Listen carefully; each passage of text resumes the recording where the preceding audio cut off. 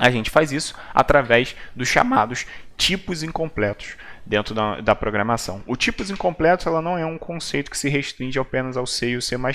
Os tipos incompletos são um conceito que existe na programação, digamos assim. Os tipos incompletos, ele nada mais são do que tipos que você declara para o compilador que eles existem, mas que você não define eles. Ou seja, imagina o seguinte, imagina que você tem uma estrutura de dados ali, que você está modelando, por exemplo, um cachorro, e você diz para o seu compilador assim, olha, essa estrutura de dados aqui do tipo cachorro, ela existe. Ou seja, eu estou dizendo para você apenas que ela existe. Mas eu não vou definir para você ainda, ou seja, eu não vou especificar para vocês ainda quais são os valores que tem ali dentro, quantos são e quais são os tipos desses elementos que tem ali dentro dessa estrutura de dados. Então você apenas diz para o seu compilador que ele existe. Por consequência, como você só informa para o seu compilador que aquele tipo incompleto ele existe, mas você não define ele, ou seja, você não diz quem são esses elementos, quais são e quais são os seus tipos, o seu compilador não tem informação suficiente para saber o tamanho dessa variável, o tamanho dessa estrutura de dados. E por consequência, por ele não saber qual é o tamanho dessa estrutura de dados, ele não tem como alocar uma variável daquele tipo. Então, esses tipos incompletos vai fazer com que a gente permita justamente essa restrição de acesso, para que a gente não permita com que determinados desenvolvedores, ou seja, pessoas externas à nossa biblioteca, acessem justamente esses elementos internos dessa biblioteca. A gente já vai mostrar isso em código, podem ficar tranquilos. Vou primeiro vir aqui no Visual Studio Code e mostrar para vocês o conceito justamente de tipos incompletos. Imagina o seguinte, deixa eu só passar aqui puxar aqui meu teclado aqui e vamos lá.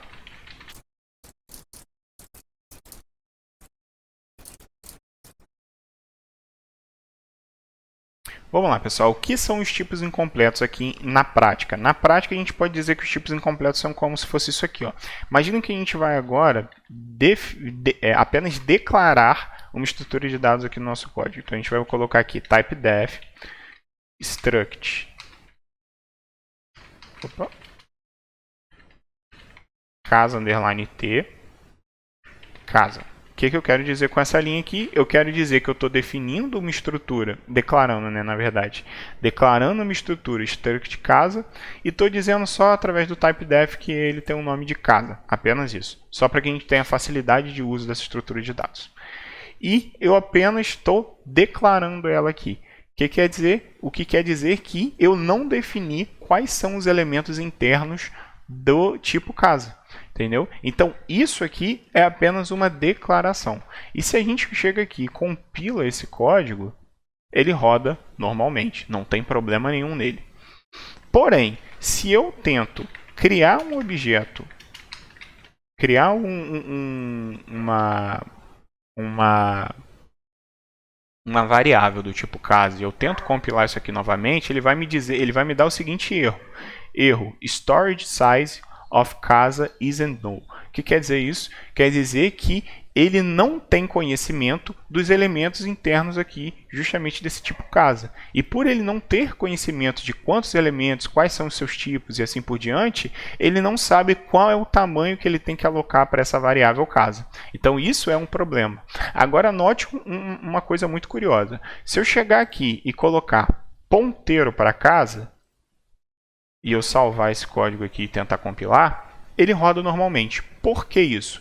Porque ponteiro para casa, ele sabe o tamanho que ele tem que alocar. Por quê? Porque um ponteiro para qualquer objeto, seja para um inteiro de 32 bits, inteiro de 16, inteiro de 8, caractere, ponteiro para caractere, ou seja, ponteiro para qualquer tipo, ele tem o tamanho fixo dele, que nesse caso aqui vai depender da plataforma, mas nesse caso aqui, quando a gente está trabalhando geralmente em computadores de desktop, é de 32 bits. Então, um ponteiro para qualquer tipo, ele sabe o tamanho dele e ele consegue alocar essa estrutura.